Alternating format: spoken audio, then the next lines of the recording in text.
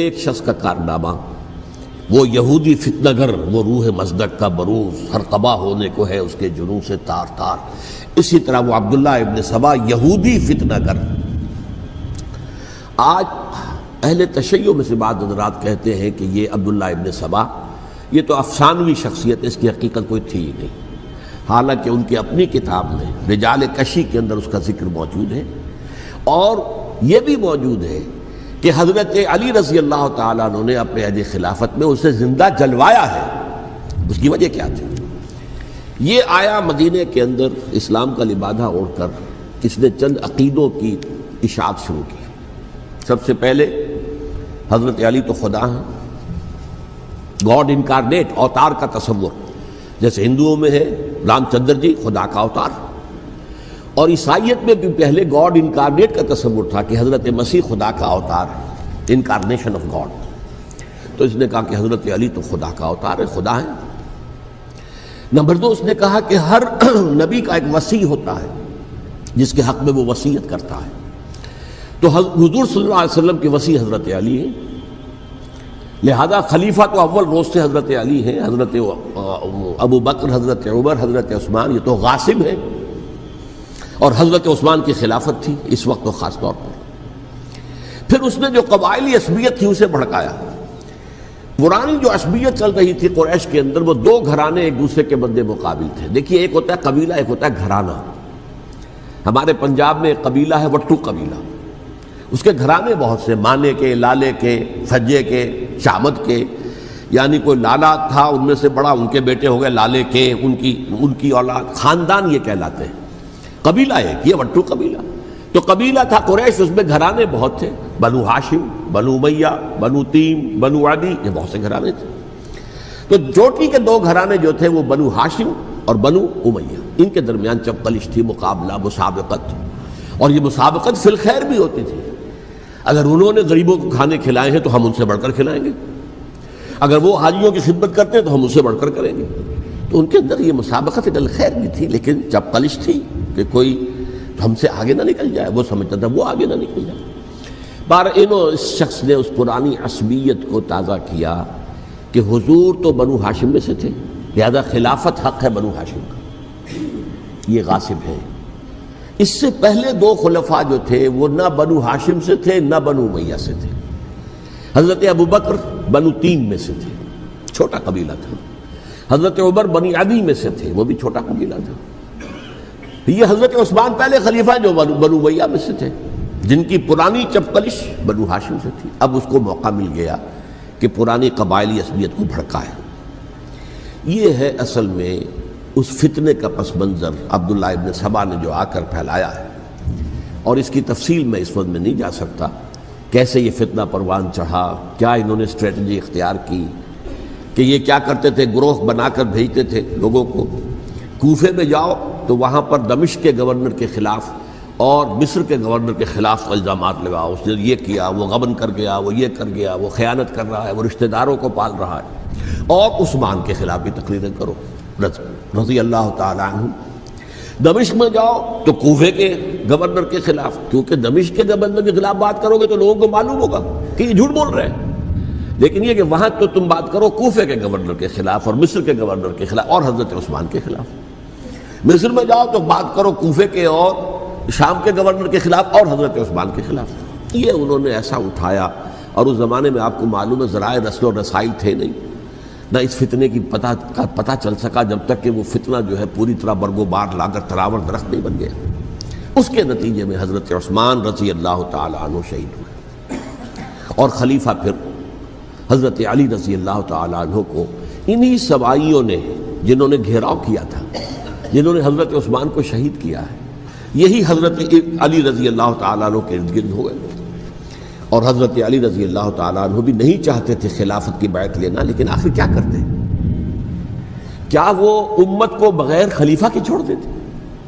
حضرت زبیر سے کہا گیا، انہوں نے نہیں مانا، رد کر دی بات. حضرت طلحہ سے کہا گیا، انہوں نے نہیں مانا. حضرت علی سے کہا گیا، اب عشرہ مبشرہ میں سے یہی تو تھے نا، لہذا انہوں نے تسلیم کر لیا، خلافت ہو گئی. لیکن اس کے بعد جو خانہ جنگی ہوئی ہے، اس خانہ جنگی کے نتیجے میں نوٹ کر لیجئے کہ 1,00,000 کے قریب مسلمان ایک دوسرے کی تلواروں اور نیزوں اور برچھیوں اور تیروں سے ختم ہو گئے، ہلاک ہو گئے۔ یہ ہماری تاریخ کا تاریک ترین باب ہے۔ 5 سال، 4.5 سال حضرت علی کی خلافت کے اور 6 مہینے حضرت حسن کی خلافت کے رضی اللہ تعالی عنہ۔ اس سے کیا ہوا کہ ایک طرف تو اسلام کی جو توسیع ہو رہی تھی، تھمتا نہ تھا کسی سے سیل رواں ہمارا، وہ سیلاب رک گیا، انٹرنل سیبوٹاج ہو گئی نا، اب تو اندر ہی آپس ہی میں اگر دست و گریبان ہو گئے تو باہر اب کیا توسیع کرتے ہیں، وہ توسیع کا عمل رک گیا۔ اور یوں سمجھیے کہ جیسے ٹرک اگر کبھی چل رہا ہو، بھرا ہوا ہو، لوڈڈ، اور وہ چڑھائی چڑھ رہا ہو، تو اگر کہیں موشن ٹوٹ جائے، ٹرک کو رکنا پڑے، تو ڈرائیور کے جان پر بن جاتی، اس لیے کہ اس کو دوبارہ سٹارٹ کرنا، اور جبکہ وہ چڑھائی پر ہے، انکلائن پر ہے، آسان کام نہیں ہوتا، خطرہ ہوتا ہے وہ پیچھے جو ہے وہ نہ جائے۔ اور پہاڑی علاقوں میں آپ کو معلوم ہے ذرا پیچھے چلے جانے کا مطلب جو ہے بہت خطرناک جو ہے نتیجہ نکل سکتا ہے۔ بہرحال حضرت علی رضی اللہ تعالیٰ عنہ نے اپنے خلافت میں ایک کام یہ کیا، اب اس کی کیا مصلحتیں تھیں یہ تو انہی کے علم میں ہوگا، ہم قیاس کر سکتے ہیں اور میں اس میں نہیں جانا چاہتا۔ ابھی تک خلافت کا مرکز تھا مدینہ منورہ، حضرت ابوبکر، حضرت عمر، حضرت عثمان، وہیں جہاں حضور صلی اللہ علیہ وسلم رہے تھے اور جہاں پر کہ حضور مدفون تھے۔ لیکن حضرت علی نے اپنا مرکز جو ہے وہ کوفہ بنا دیا۔ اچھا، اس کی ایک ظاہری وجہ یہ سمجھ میں آتی ہے کہ اسلام کا جو پھیلاؤ ہو گیا تھا، وہ سلطنت اتنی وسیع ہو گئی تھی کہ مدینہ منورہ بہت جنوب میں اور بڑے صحرا کو عبور کر کے جانا ہوتا تھا۔ کوفہ جبکہ ایسی مقام پر تھا کہ جہاں سے مشرقی راستہ جا رہا ہے ایران کو، عراق کے اندر تو ہے وہ شہر کوفہ، اور پھر ایران اور خراسان اور ہندوستان کو راستہ جا رہا ہے، وہیں سے شمال کی طرف جا رہا ہے، شام کی طرف اور ترکی کی طرف، اور وہاں سے پھر یہ کہ مغربی افریقہ کو بھی کنٹرول کرنا، جو شمالی افریقہ کو وہ بھی آسان تھا۔ بہرحال حضرت علی نے کوفہ کو اپنا مرکز بنایا، اور نتیجہ یہ ہوا کہ سبائیوں کا بھی مرکز وہی بن گیا، چونکہ انہوں نے اپنے آپ کو گردا گرد رکھا حضرت علی کے رضی اللہ تعالیٰ عنہ۔ اب ظاہر بات ہے کسی پرٹیکولر پرسن کے خلاف تو کوئی مقدمہ موجود تھا نہیں، بلکہ جب جنگ جمل ہو رہی تھی، ابھی جنگ نہیں ہوئی تھی، حضرت عائشہ، حضرت طلحہ، حضرت زبیر وہ لے کر آئے تھے ایک لشکر اس مطالبے کے لیے کہ حضرت عثمان کے قاتلوں کو سزا دی جائے، قصاص لیا جائے۔ حضرت علی رضی اللہ تعالیٰ عنہ سے گفت و شنید ہو رہی تھی، حضرت علی جو ہے اس پر آمادہ ہو گئے کہ ٹھیک ہے، میں جو بھی قاتلین عثمان ہیں ان کو گرفتار کر کے سزا دوں گا۔ عین اسی وقت کوفے کی مسجد کے اندر جو ہے 10,000 کا مجمع کھڑا ہو گیا، ہم سب قاتل عثمان ہیں، لو ہم سے بدلہ کہاں سے لوگے۔ اور انہوں نے کیا کیا، جاتے ہی جنگ چھیڑ دی، جب چھڑ جائے تو یا مرو یا مارو، اس کے علاوہ تو کوئی چارہ کار ہوتا ہی نہیں۔ ایک رات میں 10,000 مسلمان شہید ہوئے، جن میں 2 عشرہ مبشرہ میں سے حضرت زبیر اور حضرت طلحہ رضی اللہ تعالیٰ عنہ۔ تو یہ صورت تھی، سبائیوں نے گھیراؤ کیا حضرت علی کا رضی اللہ تعالیٰ۔ حضرت معاویہ دعوے دار نہیں تھے خلافت کے، قطعاً نہیں، ان کا صرف ایک دعویٰ تھا، اور وہ یہ تھا کہ عثمان کے قاتلوں کو گرفتار کرو، یا خود سزا دو یا ہمارے حوالے کرو، ہم اس سے قصاص لیں گے۔ اس لیے کہ قبیلہ بنو امیہ کا تھا اور حضرت امیر معاویہ بنو امیہ میں سے، تو ایک خاندانی طور پر جو ہے ہم قصاص لیں گے ان سے جنہوں نے قتل کیا ہے حضرت عثمان کو۔ لیکن یہاں ظاہر بات ہے کہ حضرت علی رضی اللہ تعالیٰ عنہ کی طرف سے مطالبہ یہ ہوتا تھا، تم پہلے میری بیعت کرو، میرے ہاتھ مضبوط کرو تاکہ میں ان کے خلاف کوئی اقدام کر سکوں۔ لیکن انہیں یہ اندازہ تھا کہ اگر میں نے بیعت کی تو ظاہر بات ہے کہ حضرت علی تک پہنچنے سے پہلے مجھے گردن اڑا دیں گے یہ لوگ، اس لیے کہ سبائی جو ہے وہ آپ کو گھیرے ہوئے۔ بہرحال ایک عجیب الجھاؤ، ایک ڈائلیما تھا جس کی وجہ سے یہ جنگ چلتی رہی، اور حضرت علی رضی اللہ تعالیٰ عنہ کو انہی کے شیعان علی ہی کے اندر سے وہ جماعت علیحدہ ہوئی تھی جس کو ہم خوارج کے نام سے جانتے ہیں، اور ایک خارجی ابن ملجم ہی نے حضرت علی کو شہید کیا رضی اللہ تعالیٰ عنہ۔ پھر حضرت حسن رضی اللہ تعالیٰ عنہ، اب دیکھیے کس قدر صحیح بات تھی جو حضرت علی رضی اللہ تعالیٰ عنہ نے فرمائی جب ان سے کہا گیا کہ کیا ہم آپ کے بیٹے حسن کے ہاتھ پر بیعت کر لیں رضی اللہ تعالیٰ عنہ۔ فرمایا نہ میں تمہیں اس کا حکم دیتا ہوں نہ میں اس سے روکتا ہوں، یہ تمہارا معاملہ ہے، امرہم شورا بینہم، تم اپنے باہمی مشورے سے جو فیصلہ کرو گے ٹھیک ہے، میں نہ حکم دیتا ہوں نہ روکتا ہوں. اس کا کیا مطلب ہے؟ باپ کے بعد بیٹے کی خلافت ہرگز حرام نہیں ہے، ورنہ کہتے کیسے ہو سکتا ہے میرا بیٹا؟ نہیں، یہ نہیں کہا آپ نے. حضرت عمر سے بھی کہا گیا تھا کہ اپنے بیٹے کو نامزد کر دیں، عبداللہ ابن عمر کو، تو انہوں نے جواب میں کیا کہا؟ اسے تو طلاق دینی بھی نہیں آتی. انہوں نے اپنی کسی زوجہ کو طلاق دی تھی اور اس میں جو صحیح ترین طریقہ ہے وہ اختیار نہیں کیا تھا. انہوں نے طلاق دینی تک نہیں آتی تو میں اسے خلیفہ بنا دوں. یہ نہیں کہا تھا کہ باپ کے بعد بیٹا خلیفہ نہیں ہو سکتا، یہ تو نہیں تھا. کہیں حرام نہیں ہے، نہ کتاب و سنت میں، نہ کوئی حدیث ہے، نہ کہیں قرآن مجید میں. تو حضرت علی نے بھی فرمایا رضی اللہ تعالی، نہ میں روکتا ہوں نہ حکم دیتا ہوں، یہ تمہارا اپنا معاملہ ہے. بہرحال حضرت حسن رضی اللہ تعالی عنہ نے حضرت امیر معاویہ سے صلح کر لی، خلافت ان کے سپرد کر دی. دیکھیے، میں حضرت ابوبکر، حضرت عمر، حضرت عثمان، حضرت علی کے ساتھ حضرت حسن کے دور خلافت کو بھی خلافت راشدہ میں سے سمجھتا ہوں.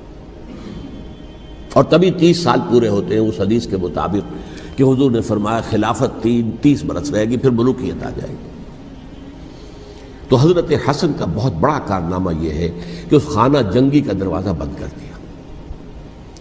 اور یہ پیشن گوئی تھی حضور کی صلی اللہ علیہ وسلم حضرت حسن کو، جب بچے تھے حضور کے انتقال سے پہلے، میرا یہ بیٹا مسلمانوں کے 2 گروہوں میں صلح کرائے گا. یہ حضور کی پیشن گوئی تھی، اور وہ پیشن گوئی حضرت حسن کے علم میں بھی ہوگی یقیناً. بہرحال انہوں نے صلح کی حضرت امیر معاویہ کے ساتھ رضی اللہ تعالی عنہ، خلافت ان کے حوالے کر دی، اور کچھ شرائط تھیں طے ہو گئی. اللہ خیر صلی اللہ. حضور کی تو یہ پیشن گوئی جو ہے صحیح ثابت ہوئی کہ میرا یہ بیٹا مسلمانوں کے 2 بڑے گروہوں کے درمیان صلح کرا دے گا.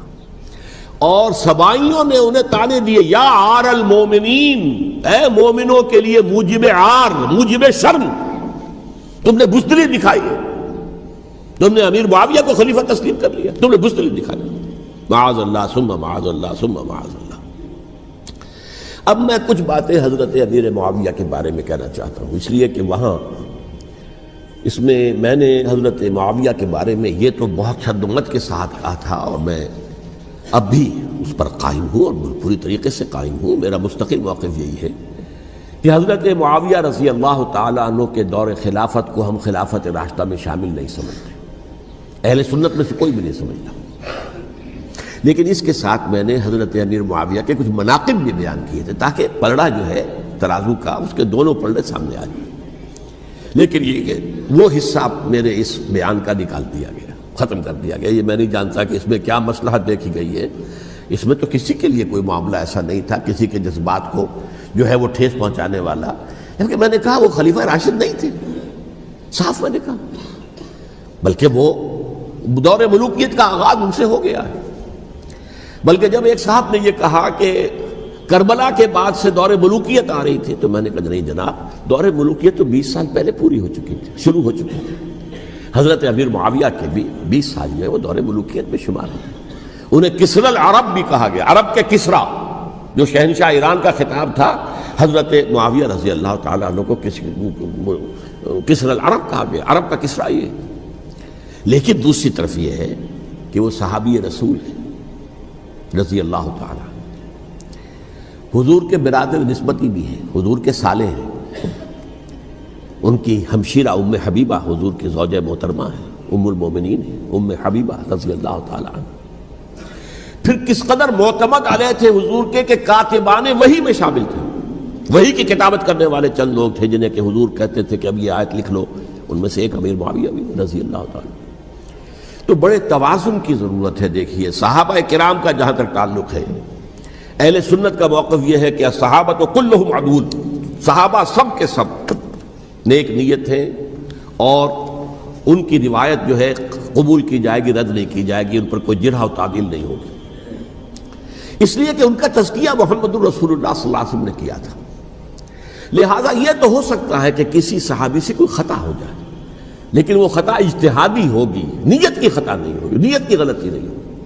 اگر کسی صحابی کی نیت پر حملہ کیا جائے تو یہ اصل میں طعن ہے، حملہ ہے حضور پر کہ وہ تربیت دے نہیں سکے اپنے ساتھیوں کو. معاذ اللہ ثم معاذ اللہ ثم معاذ اللہ، وہ تزکیہ کر ہی نہیں سکے. 3 جگہ جو قرآن میں آیا ہے یتلو علیہم آیاتہ ویزکیہم، تو کیا تزکیہ کیا؟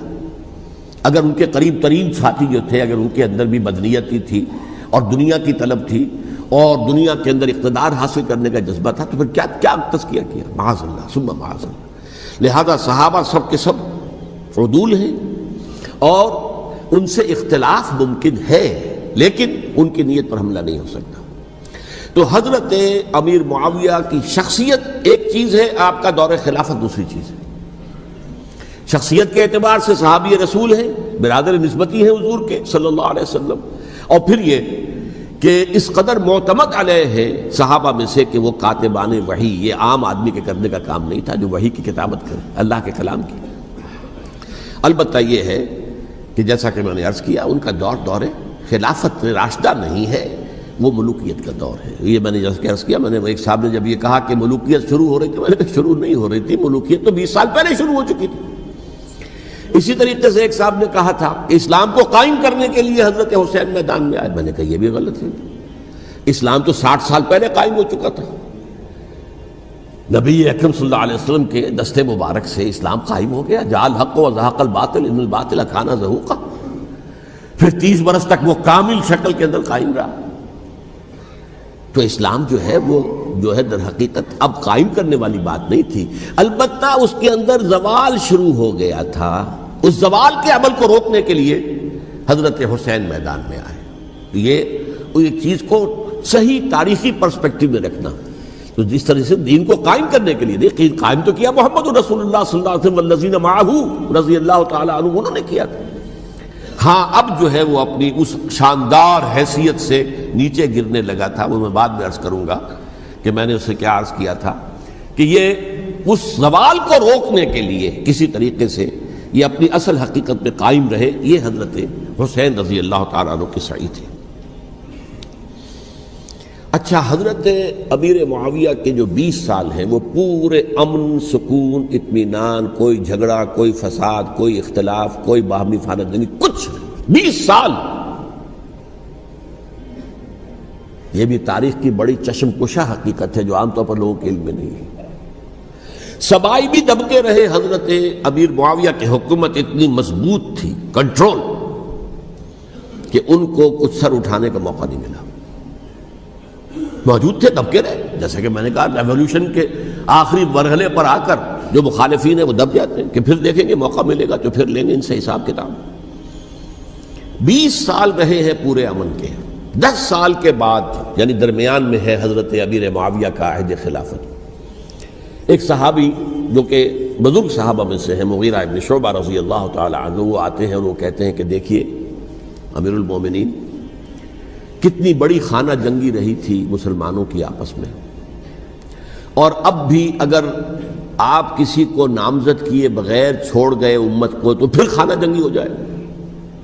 1 لاکھ اس وقت جو ہے وہ ہلاک ہوئے تھے، نہ معلوم اب کتنے ہلاک۔ لہٰذا آپ اپنی زندگی ہی میں نامزد کر دیجئے کسی کو خلیفہ، ولی عہد بنا دیجئے۔ حضرت امیر معاویہ نے ابتداءً جو ہے انکار کیا نہیں، لیکن ان کے دلائل ایسے تھے وزنی، اور میں سمجھتا ہوں کہ وہ بات صحیح تھی جو مغیرہ ابن شعبہ نے کہی، اس لیے کہ اب صحابہ کرام میں سے جو کبار صحابہ تھے وہ تو سب دنیا سے رخصت ہو چکے تھے۔ اب تو یا صغار صحابہ رہ گئے تھے جو حضور کے زمانے میں بچے تھے، حضرت حسن، حضرت حسین، عبداللہ ابن زبیر، یہ بچے تھے نا، یا تو وہ تھے، اور یا بالکل نو مسلم تھے، اور نو مسلموں میں بڑی تعداد وہ تھی جو ایرانیوں کی تھی، شامیوں کی تھی، ادھر کی تھی، ادھر کی تھی، تو ان کو تو ظاہر بات ہے کہ تربیت نبوی سے کیا خلافت راشدہ سے بھی اکثر و بیشتر کو کوئی حصہ ملا ہی نہیں۔ تو اس صورت میں اب وہ اعلیٰ ترین معیار پر حکومت کے نظام کو قائم کرنا ممکن نہیں ہے۔ کوئی قبائلی عصبیت جب تک حکومت کی پشت پر نہیں ہوگی، حکومت مستحکم نہیں ہوگی۔ یہ گویا کہ ایک جس کو کہتے ہیں کہ حقیقت بینی، واقعیت پسندی، ایک آئیڈیالزم ہے اور ایک ریئلزم ہے کہ آپ فیکٹس آن دی گراؤنڈ کو غور کریں، سوچیں اس کے اوپر اور پھر کوئی فیصلہ کریں۔ اس اعتبار سے پھر حضرت امیر معاویہ نے بات مان لی اور بیعت لے لی لوگوں سے حضرت یزید کے لیے کہ یہ خلیفہ ہوں گے میرے بعد، اس کو ولی عہدی کہتے ہیں۔ اچھا، اس وقت 5 افراد ایسے تھے کہ جنہوں نے اس سے اختلاف کیا، یہ بات بہت اہم ہے۔ میرا کتابچہ ہے سانحہ کربلا، اس کے کچھ نسخے آج یہاں ہوں گے، آپ لوگ پڑھیے اسے غور سے اور پھیلائیے تاکہ حقیقت سامنے آئے۔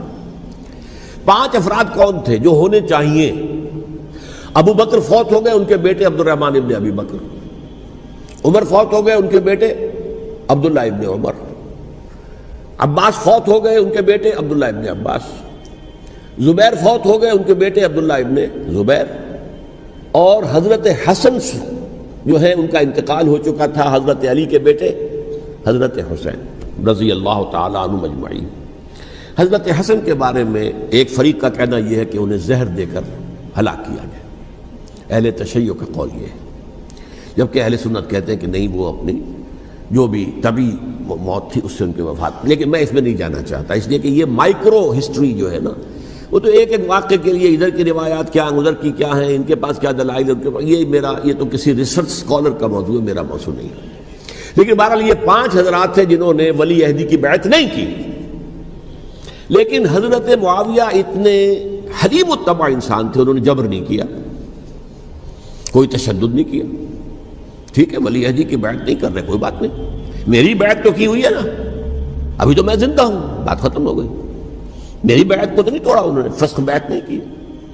اس اعتبار سے انہوں نے نہ کوئی تشدد کیا، نہ جبر کیا، نہ کوئی مواخذہ کیا۔ لیکن جب امیر معاویہ کا انتقال ہو گیا، اب ولی عہدی کی بجائے وہ اب خلافت کی بیعت ہوئی، سب لوگوں نے بیعت کر لی۔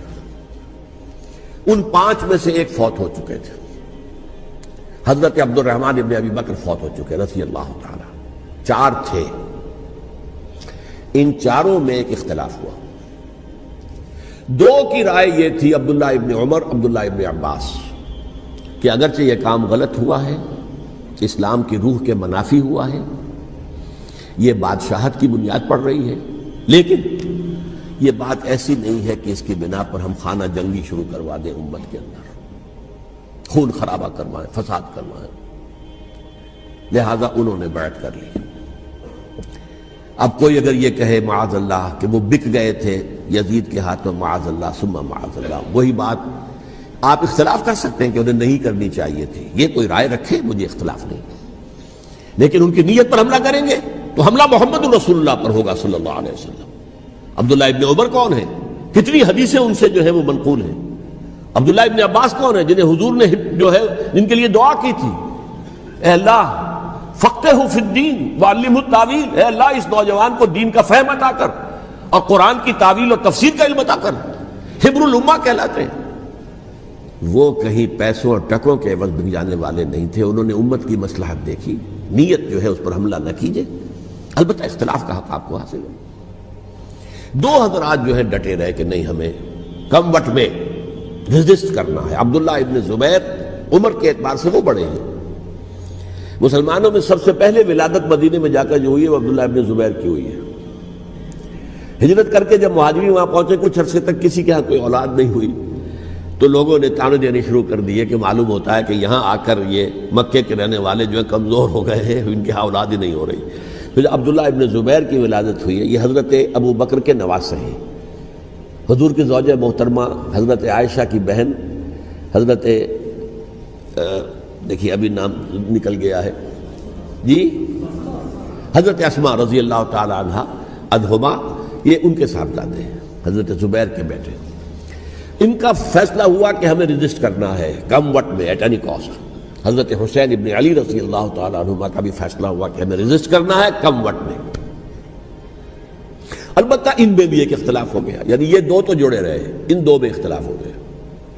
عبداللہ ابن زبیر کا کہنا یہ تھا کہ ہمیں حجاز میں رہنا چاہیے، یہ سرزمین ہے جس میں نبوت کی برکات سب سے زیادہ ہیں، یہاں ہم مضبوط قلعے کے اندر ہیں، ہمیں یہاں سے جو ہے رجسٹ کرنا چاہیے اور ختم کرنا چاہیے اس نظام کے اندر جو خرابی آ گئی ہے اس کو۔ حضرت حسین رضی اللہ تعالیٰ عنہ کے پاس خطوط کا تانتا بنا ہوا تھا، کوفے سے لوگ خط لکھ رہے تھے، آئیے آئیے آئیے، ہم آپ کے ہاتھ پر بیعت کریں گے، ہم آپ کے ہاتھ پر بیعت کریں گے، ہم آپ کے ہاتھ پر بیعت کریں گے۔ یہی وہ کوفہ جو حضرت علی کا دارالخلافہ رہا تھا اور جو پھر صبائیت کا گڑھ بن گیا تھا۔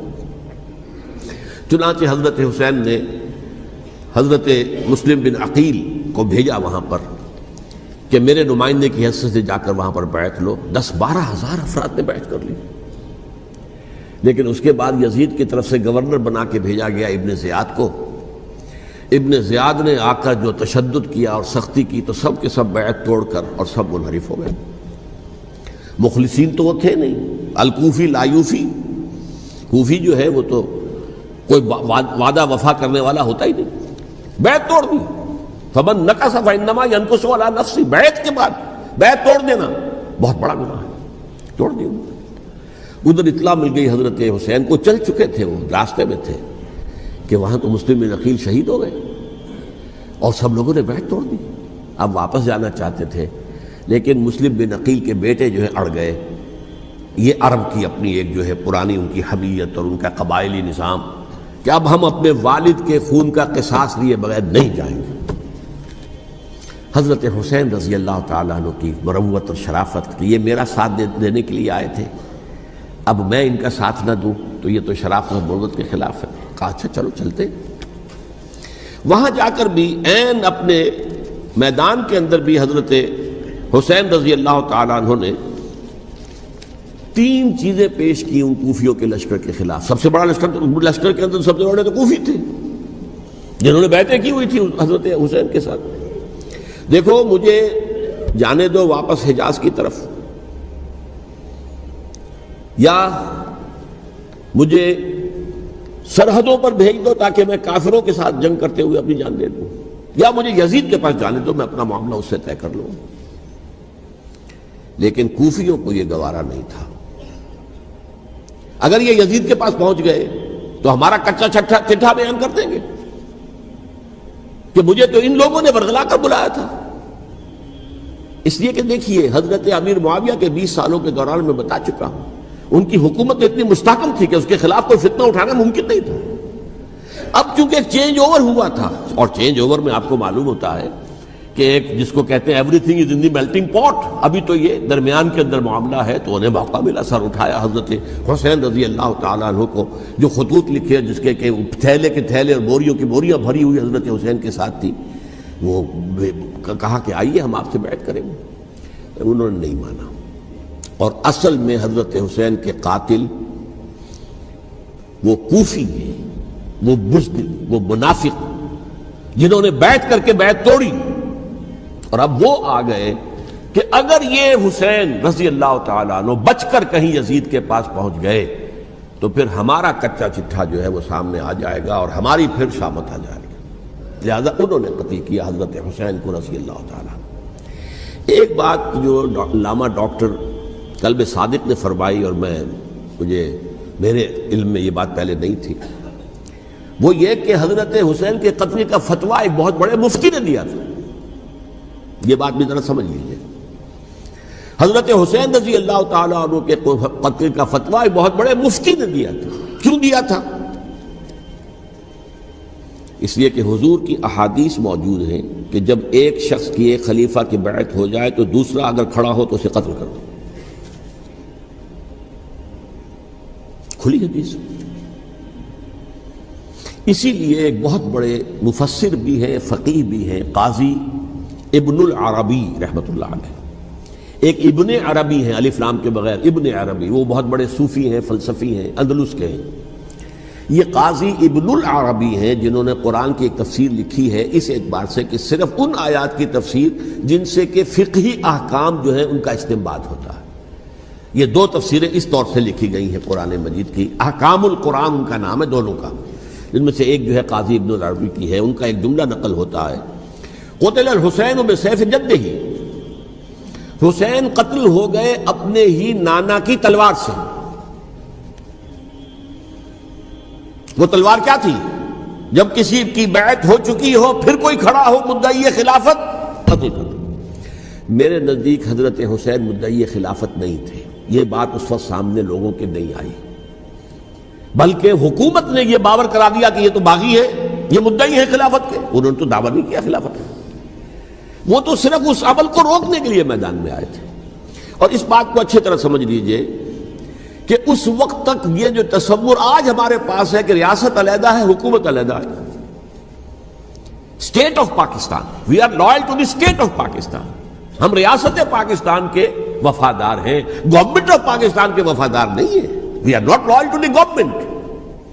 گورنمنٹ تو کبھی بے نظیر کی تھی، ہم اس کے خلاف تحریک چلا رہے تھے، یا کبھی کسی اور کی تھی اس کے خلاف تحریک چل رہی ہے، یا کبھی ضیاء الحق کی تھی اس کے خلاف تحریک چل رہی ہے۔ گورنمنٹ کو بدلنا تو عوام کا حق ہے، آج، اس وقت نہیں تھا۔ اس وقت ریاست اور حکومت کا کوئی فرق نہیں تھا، لہذا جو حکومت سے اختلاف کرے گویا کہ باغی ہے۔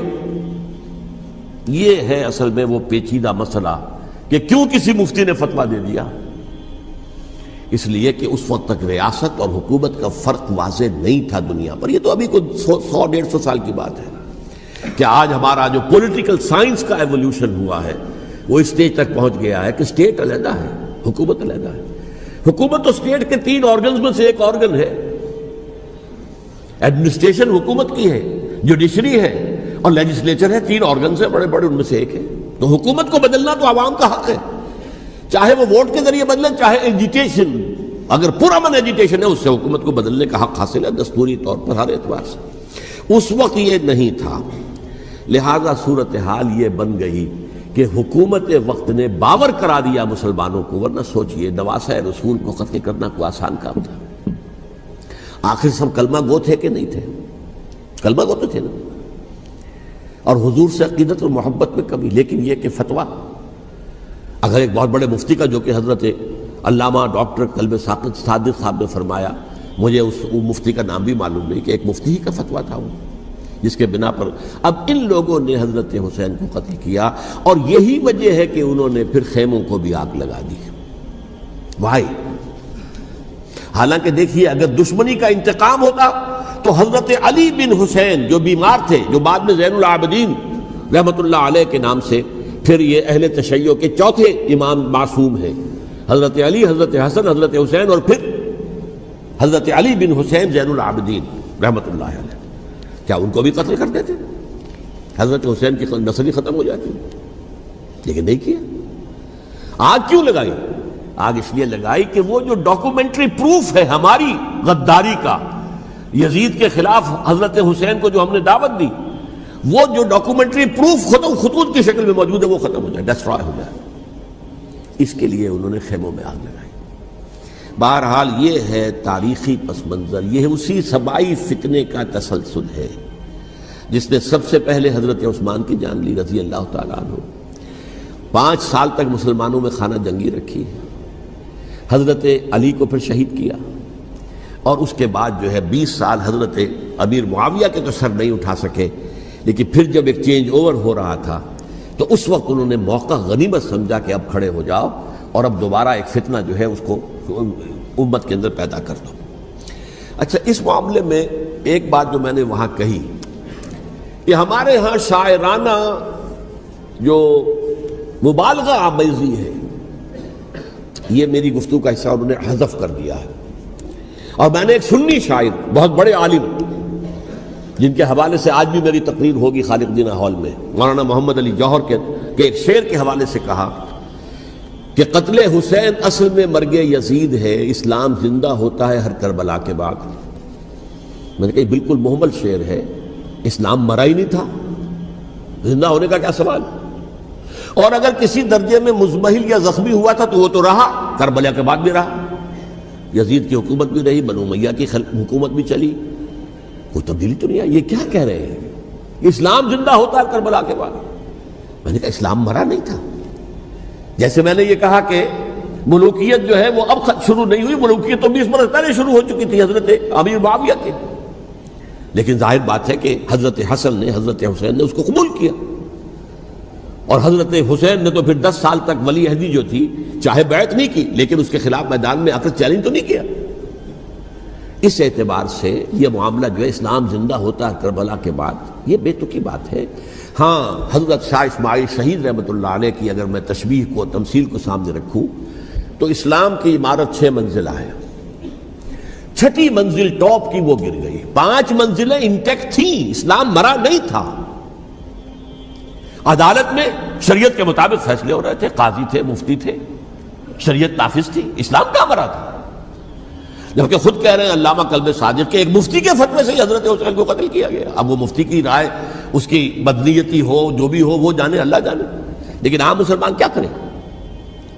اس پہلو سے اسلام مرا نہیں تھا. ہاں ایک منزل گر گئی تھی، وہ گری نہیں، 1000 برس تک گری نہیں، یہاں تک کہ آ کر مغربی امپیریلزم نے اس کے گرایا، ملوکیت کا معاملہ ختم کیا اور وہ جبرین ملوکیت دوسری آ گئی.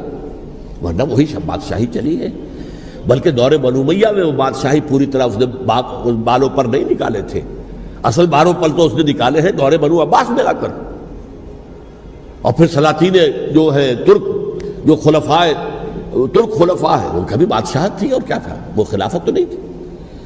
تو یہ تو اسلام میں جو بھی نقص واقع ہو گیا تھا، کبھی واقع ہو گئی تھی، وہ جو کی تو برقرار رہی. اس کو بھی تسلیم کیا. میں اللہ کا شکر ادا کر کے کہتا ہوں کہ دونوں حضرات، دونوں شیعہ دانشور اور بڑی اعلیٰ سطح کے جو شیعہ عالم تھے، انہوں نے اس بات کو تسلیم کیا اور میری اس بات کو چیلنج نہیں کیا.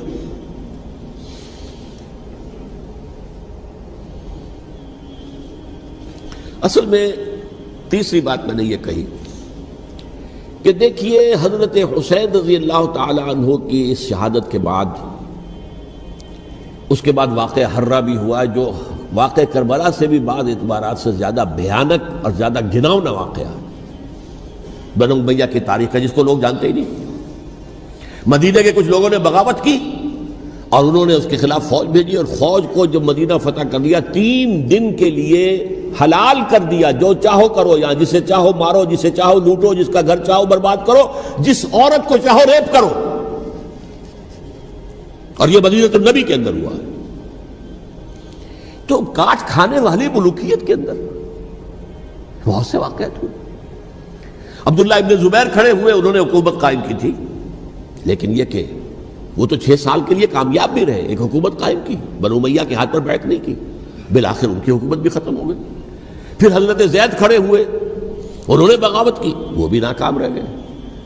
پھر بنو عباس میں کھڑے ہوئے حضرت نفس زکیہ، حضرت حسن رضی اللہ تعالیٰ عنہ کے اولاد میں سے، وہ بھی ناکام ہو گئے، شہید ہو گئے. پھر یہ سمجھ لیا گیا کہ اب یہ جہاں تک چھٹی منزل ہے وہ تو دوبارہ تعمیر نہیں ہو سکتی. یہ تو جس کی لاٹھی اس کی بھینس، جس کے پاس طاقت ہوگی اس کی حکومت ہوگی، جس کا قبیلہ زیادہ قوی ہوگا، جس قبیلے میں زیادہ عصبیت ہوگی، مضبوط ہوگا، متحد ہوگا، طاقتور ہوگا، اسی کی حکومت ہوگی. البتہ اس کے نیچے لوگوں کے اخلاق کی اصلاح کرو. صوفیاء کرام نے وہ کام اپنے ذمہ لیا، اور بالکل وہی کام ہے کہ جو ائمہ اہل بیت کرتے رہے. حضرت حسن کی اولاد میں پھر حضرت علی بن حسین رضی اللہ تعالی، حضرت حسین کی اولاد میں پھر امام محمد باقر، امام محمد جعفر صادق، اور اس کے بعد بھی 5 اور. کسی نے بغاوت نہیں کی. جیسے علماء کرام کام کر رہے تھے اور جیسے صوفیاء کرام کام کر رہے تھے، ایسے ہی وہ مسلمانوں کی علمی تربیت، روحانی تربیت و تزکیہ کر رہے تھے. کسی نے حکومت کو چیلنج نہیں کیا. نوٹ کر لیجیے اس بات کو. حضرت علی نے بھی چیلنج نہیں کیا تھا، حضرت حسن نے چیلنج نہیں کیا، خود صلح کر لی. تو ائمہ اہل بیت جو 12 یہ گنتے ہیں، جن میں سے آخری جو ہے حضرت مہدی کو تو ابھی ظاہر ہونا ہے، ان کے عقیدے کے مطابق وہ روح پوش ہیں، وہ ظاہر ہوں گے. لیکن 11 حضرات کے بارے میں یہ کہ حضرت حسین کے سوا کسی نے بھی چیلنج نہیں کیا وقت کے نظام. اور حضرت حسین نے بھی اس مغالطے پر کیا کہ کوفی ساتھ دیں گے، اور یہ موقع ہے کہ یہ جو چھٹی منزل اسلام کی گر گئی ہے، اسے دوبارہ تعمیر کر دیا جائے. انہوں نے خلافت کا دعویٰ نہیں کیا تھا، یہ انہیں عوام کو مغالطے میں مبتلا کیا گیا کہ یہ خلافت کا مدعی ہو کر سامنے آیا. جیسا کہ میں نے آپ سے کہا تھا، امیر معاویہ نے حضرت علی کے عہد خلافت میں کبھی خلافت کا دعویٰ نہیں کیا. مدعی خلافت نہیں تھے وہ تو یہ کہتے تھے کہ قاتلان حسین جو ہے، قاتلان عثمان کو سزا دو، قصاص دو، بس. اسی طرح حضرت حسین نے بھی. اب دیکھیے اس ضمن میں اس میں کوئی شک نہیں ہے، حضرت حسین رضی اللہ تعالی عنہ کی جو شہادت ہوئی ہے، ان کے ساتھیوں کی، اعزاء و اقارب کی، تاریخ انسانی میں یہ عزم، ہمت، شجاعت، مثابرت، صبر، استقلال، استقامت، اس کی بہت روشن مثال ہے، بہت روشن مثال ہے، بہت روشن مثال ہے. لیکن اس سے تاریخ کی رفتار پر کوئی اثر نہیں پڑا. وہ جو ملوکیت آ گئی تھی وہ اور گہری سے گہری ہوتی چلی گئی.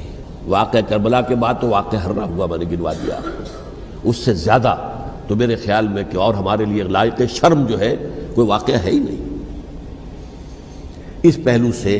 لیکن حضرت حسین کا ایک، اب ان کو یہ کہ میں مطلب یہ کہ اگر میں ان کے ہاتھ پر بیعت کر لیتا ہوں جو کہ اس وقت سامنے موجود تھے کہ یزید کی بیعت تمہارے ہاتھ پر کرتا ہوں، تو گویا کہ اپنے آپ کو سرنڈر کر دیتے۔ وہی خطرہ جو امیر معاویہ کو تھا کہ مجھے وہ تو پہنچنے بھی نہیں دیں گے علی تک رضی اللہ تعالیٰ عنہ، اور مجھے پہلے ہی شہید کر دیں گے، یہی خطرہ حسین کو تھا رضی اللہ تعالیٰ عنہ کہ مجھے یزید تک پہنچنے نہیں دیں گے، پہلے ہی قتل کر دیں گے۔ اور ویسے بھی یہ ایک شرافت، مروت اور حمیت اور غیرت اور عزت نفس کا تقاضا بھی تھا کہ بھائی معاملہ ہے یزید کا، میرا مجھے وہاں جانے دو، اللہ اللہ خرسنا، یو کین اسکورٹ می، میرے دائیں بائیں چلو تاکہ میں کہیں اور بھاگ نہ جاؤں تمہارے خیال میں، مجھے وہاں پہنچا دو، میں وہاں پہ جا کے اسے معاملہ کر لوں۔ لیکن انہوں نے قتل کیا، اصل قاتلان کوفی، وہی سبائی۔ البتہ یہ ہے کہ اس واقعے کی جو یادگار ہے اس میں کوئی شک نہیں ہے کہ اس نے مسلمانوں میں سے ایک گروہ کے دل میں قربانی اور شہادت کا جذبہ بہت پیدا کیا، اس میں کوئی شک نہیں۔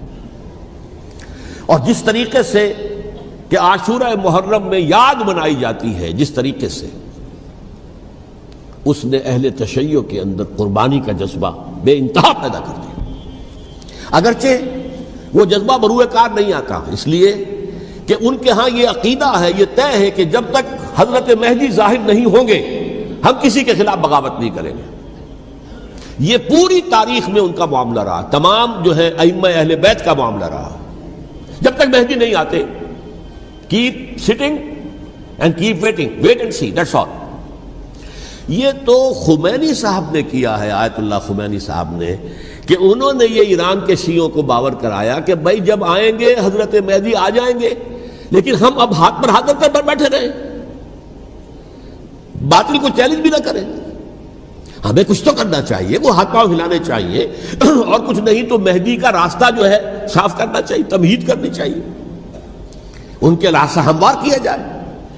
تو یہ ان کی بڑی عظمت ہے آیت اللہ خمینی صاحب کی کہ اہل تشیع ایران کے جو ہے ان سے انہوں نے یہ بات منوا لی کہ ہم بالکل انرٹ نہیں بیٹھے رہیں گے، بلکہ اب انہیں نائب امام قرار دے کر اور ولایت فقیہ کے فلسفے کے حوالے سے، یہ دو چیزیں ان کی جو ہیں بنیادی فلسفے کی ہیں، وہ اس وقت میرا موضوع نہیں ہے، انہوں نے عوام کو ایسا کھڑا کیا ہے کہ 20,000 سے لے کر 30,000 کے درمیان انسانوں نے جانیں دے دی، عورتوں کے جلوس نکلے، شیرخوار بچہ گود میں ہے عورت کے اور گولی کھا رہی ہے اور مر رہی ہے، گر رہی ہے۔ آپ سوچئے زندگی کتنی عزیز ہوتی ہے، اور شیرخوار بچے کے لیے ماں کی جو زندگی ہے، اس ماں کو اپنی زندگی کتنی عزیز تر ہوگی کہ اپنے لیے نہیں تو اس بچے کے لیے مجھے جینا ہے، لیکن نہیں، گولیاں کھائیں اور گری۔ یہ جذبہ انہی میں ہے۔ واقعہ یہ ہے کہ اہل سنت کے اندر یہ جذبہ نہ ہونے کے برابر ہے، یہ میں واشگاف الفاظ میں کہہ رہا ہوں۔ پورے عالم اسلام میں صرف شیعہ ایران ایسا نکلا ہے کہ جس نے بادشاہت کا خاتمہ کیا، باقی سعودی عرب میں بادشاہت بیٹھی ہوئی ہے، ڈٹ کر بیٹھی ہوئی، اربوں ڈالر کا ایک ایک محل بنتا ہے ان بادشاہوں کا، اور سنی سن ہے، سن، کوئی حرکت نہیں۔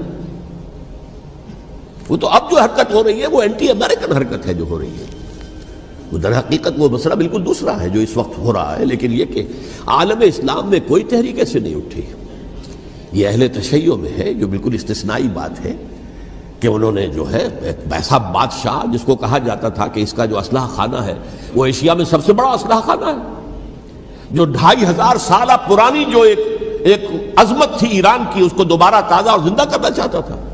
2500 سالہ برسی اس نے منائی تھی، اس کے لیے ایک شہر آباد کیا تھا کہ خسرو یا سائرس یا ذوالقرنین قرآن مجید کی اصطلاح میں اس کی یادگار بنائی تھی، اور وہ سوچ رہا تھا کہ وہی عظمت دوبارہ ایران کی ہوگی جو کہ خسرو کے زمانے میں تھی، جس کا قرآن مجید میں سورہ کہف کے اندر ذکر ہے، مشرقی فتوحات، مغربی فتوحات، شمالی فتوحات۔ تو وہ بادشاہ ہے، اس کو بھاگنا پڑا ہوا قربانی کی وجہ سے۔ تو یہ جو ہے واقعہ کربلا نے، اس میں کوئی شک نہیں ہے کہ ایک ایسی مشعل روشن کی ہے جس کو کہ ہر شخص کو دیکھنا چاہیے۔ یہ بھی انسان، جیسے کہ اقبال نے ایک شعر کہا تھا غالب کے لیے، فکر انسان پر تیری ہستی سے یہ روشن ہوا ہے، پرے مرغ تخیل کی رسائی تا کو جا، تو فکر انسان پر حضرت حسین کی قربانی سے یہ واضح ہوا ہے کہ انسان کس حد تک جا سکتا ہے قربانی دینے کے لیے اپنے کسی مقصد کے لیے۔ مقصد ان کا جو تھا، میں نے اسی لیے آیت پڑھی تھی، معاذ اللہ ثم معاذ اللہ۔ میں ایک آخری بات جو کہہ رہا ہوں وہ نوٹ کر لیجئے، ایک خاص انتہائی نقطۂ نظر کے عام کیے جانے کی وجہ سے سنیوں میں بھی ایک انتہائی رد عمل پیدا ہوا ہے، ایکسٹریم رائٹسٹ سنیز۔ اگر ایک طرف سے حملہ کیا گیا ہے حضرت عثمان کی نیت پر، ان کو خیانت کا الزام لگایا گیا، ان پر اقربا پروری کا الزام لگایا گیا، حضرت ابو موسیٰ شریف پر خیانت اور غداری کا الزام لگایا گیا، یہ ساری چیزیں اگر صحابہ کرام کے اوپر ہوئی ہیں، امیر معاویہ پر، امیر اور عمرو بن العاص پر، تو جواب میں کچھ لوگ کھڑے ہو گئے، حضرت علی وہ اقتدار کے طالب تھے، معاذ اللہ ثم معاذ اللہ ثم معاذ اللہ۔ یہ اہل سنت کا موقف نہیں ہے۔ حضرت حسین اقتدار کے طالب تھے، ہرگز نہیں، ہرگز نہیں، ہرگز نہیں۔ وہی اصول جو میں نے بتایا تھا سب کے لیے لاگو رہے گا، وہ امیر معاویہ کے لیے ہے تو حضرت علی کے لیے بھی، حضرت حسین کے لیے بھی ہے۔ یہ نیک نیت ہے، آپ ان کی کسی رائے سے اختلاف کر سکتے ہیں لیکن ان کی نیت پر حملہ نہیں کریں گے۔ نیت پر حملہ کریں گے آپ کا ایمان بالرسالت جو ہے وہ مجروح ہو جاتا ہے۔ یہ رسول کے ساتھ بھی ہے، رسول نے ان کا تزکیہ کیا، یتلو علیہم آیاتہ ویزکیہم، اس کا سارا عمل محمد کا کیا ہوا ہے صلی اللہ علیہ وسلم۔ تو صحابی کے معاملے میں یہ ہمارے ہاں ان کو اہل سنت جو ہیں، جو معتدل مزاج کے، اکثریت ان کی، یہ تو چند لوگ ہیں، ذرا قلم چلا لیتے ہیں تو ان کی بہت سی کچھ چھوٹی چھوٹی کتابیں بھی شائع ہو گئی ہیں بہت، لیکن انہیں اہل سنت نے قرار دیا ناسبی یا خارجی۔ جیسے خوارج نے کہا تھا حضرت علی بھی کافر ہیں اور حضرت امیر معاویہ بھی کافر ہیں، حضرت عمرو بن العاص بھی کافر ہیں، معاذ اللہ ثم معاذ اللہ۔ ایسے ہی کچھ لوگ حضرت حسین پر بھی الزام لگاتے ہیں کہ اقتدار کی ہوس اور طلب کے اندر انہوں نے یہ سارا سفر کیا تھا، اور بس یہ ہے کہ وہ جو بازی تھی وہ ہار گئے، اللہ اللہ خیر صلی اللہ، اس سے آگے کیا ہے معاملہ؟ نہیں، معاذ اللہ ثم معاذ اللہ۔ اسی لیے میں نے آیت آج جو پڑھی تھی ایک اور جو بہت بظاہر آپ کو معلوم ہوئی ہوگی، غیر متعلق ہے میرے آج کے عنوان سے، تلک الدار الآخرۃ نجعلھا للذین لا یریدون علوا فی الارض ولا فسادا۔ یہ سورہ قصص کے آخری آیات میں سے، دیکھو یہ آخرت کا گھر جو ہے وہ ہم خاص کر دیں گے ان لوگوں کے لیے جو اس زمین میں اپنے اقتدار کے طالب نہیں ہوتے۔ زمین میں اقتدار کے طالب ہوگے فساد ہو جائے گا، تم بھی طالب میں بھی طالب، جھگڑا ہوگا، لڑائی ہوگی، دنگا ہوگا، فساد ہوگا۔ تلک الدار الآخرۃ نجعلھا للذین لا یریدون علوا فی الارض ولا فسادا۔ جو لوگ زمین میں اپنے اقتدار کے طالب اور اس کے نتیجے میں فساد پیدا کرنے والے نہیں ہیں، ان کے لیے ہم نے آخرت کا گھر خاص کیا ہے۔ والعاقبۃ للمتقین، اور عاقبت جو ہے، انجام کار، آخرت جو ہے وہ تو متقیوں کے لیے ہے۔ اسی میں آئیں گے سب صحابہ کرام، خواہ وہ حضرت علی ہے رضی اللہ تعالیٰ عنہ، اور خواہ وہ حضرت امیر معاویہ ہیں، حضرت عثمان ہیں رضی اللہ تعالیٰ عنہما، خواہ حضرت حسن ہیں، حضرت حسین ہیں رضی اللہ تعالیٰ عنہما، خواہ عبداللہ ابن زبیر ہیں، خواہ عبداللہ ابن عباس ہیں، خواہ عبداللہ ابن عمر ہیں رضی اللہ تعالیٰ عنہم اجمعین۔ اس اصول کو سامنے رکھ کر اختلاف آپ کر سکتے ہیں کسی سے بھی، لیکن کسی کی نیت پر حملہ کریں گے تو اصل میں آپ کا ایمان بالرسالت مجروح ہو جائے گا۔ علی کو نبی اکرم صلی اللہ علیہ وسلم نے اپنا نائب بنا کر چھوڑا تھا جب غزوہ تبوک میں جا رہے تھے مدینے میں۔ حضرت علی نے کہا بھی کہ مجھے آپ عورتوں کے ساتھ بٹھا کے جا رہے ہیں، فرمایا تمہارا مقام میرے ساتھ وہی ہے جو موسیٰ کے ساتھ ہارون کا تھا۔ ہارون کو چھوڑ کر گئے تھے نا یہودیوں کے پاس جب گئے تھے تورات لینے کے لیے، تو تمہارا وہی مقام ہے میرے ساتھ۔ تو یہ حضرت علی ہے رضی اللہ، ان کے بارے میں میرا، ان کی کیا عظمت میری نگاہ میں۔ تو یہ 3 کتابچے ہیں، مجھے نہیں معلوم تیسرا یہاں ہے یا نہیں ہے، بہرحال آپ لوگوں کو ریکمینڈ کر رہا ہوں کہ ان کا مطالعہ کریں۔ اب یہ کہ آخری بات یہ کہ اصل ہمارے کرنے کا کام کیا ہے۔ دیکھیے کیوں نہیں کیا کسی نے بھی خروج کا معاملہ، وہ میں واضح کر چکا ہوں، بغاوت نہیں کی، کیوں؟ ایک تو ریاست اور حکومت میں فرق نہیں تھا، ذرا کھڑا ہو اور وہ باغی قرار پائیں گے، واجب القتل ہو جائیں گے، فتوے کی زد میں آ جائیں گے، یہ معاملہ تھا۔ اور دوسرے یہ کہ عمارت پوری گری نہیں تھی، ایک منزل گری تھی نا۔ آج ہم کہاں کھڑے ہیں؟ پوری عمارت گری ہوئی ہے، نہ شرعی عدالتیں ہیں، نہ شرعی فیصلے ہیں، نہ احکام الہی نافذ ہے، نہ حدود اور قصاص کے معاملات، کچھ بھی نہیں۔ ہمارا فرض کیا ہے؟ حضرت حسین کی مدح کرتے رہیے، تعریف کرتے رہیے، صحابہ کرام کی مدح کرتے رہیے، مدح صحابہ، اس کے لیے مجلسیں قائم ہو رہی۔ بھائی کر کیا رہے ہو؟ تھے تو آبا وہ تمہارے ہی، مگر تم کیا ہو؟ ہاتھ پر ہاتھ دھرے منتظر فردا ہو۔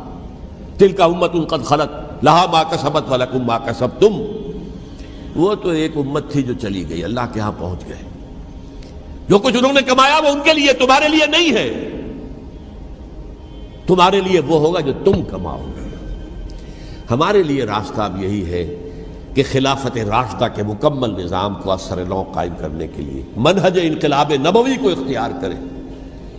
میری کتاب اس پر، کیسٹس اس پر، آڈیو کیسٹس، ویڈیو کیسٹس، سی ڈیز، نہ معلوم ڈی وی ڈی، سب کچھ موجود ہے۔ سیرت النبی پر تو میں عرض کر چکا ہوں، فلسفہ سیرت النبی سمجھنا ہے تو میری کتاب پڑھیے، ورنہ سیرت النبی آپ پڑھ لیں گے، واقعات معلوم ہو جائیں گے، فلسفہ سیرت سامنے نہیں آئے، اس کا آپ مطالعہ کریں گے میری کتاب سے۔ اور دوسرے یہ کہ یہ خلافت قائم کرنے کے لیے جو جد و جہد ہم کر رہے ہیں، تحریک خلافت پاکستان جس کا میں داعی ہوں ادنا سا، وہ تنظیم نہیں ہے، میں اس کا امیر نہیں، وہ ایک تحریک ہے۔ جیسے تحریک پاکستان کہلاتی تھی جس کی تنظیم تھی مسلم لیگ، پارٹی کا نام مسلم لیگ تھا، لیکن تحریک پاکستان۔ اس طرح تحریک خلافت پاکستان وہ ہم نے چلائی ہے تنظیم اسلامی کے تحت۔ یہ خلافت جب پہلی چلی تھی آج سے 84 سال قبل، نومبر 1921 میں خالق دینہ ہال میں وہ مقدمہ چلا تھا، جس کے نتیجے میں بڑے بڑے جو لیڈر تھے ہمارے، مولانا محمد علی جوہر اور مولانا حسین مدنی اور مولانا ابوالکلام آزاد، ان سب کو 2 سال کی قید کی سزا سنائی گئی تھی، بغاوت، مقدمہ بغاوت، یہ خالق دینہ ہال تھے۔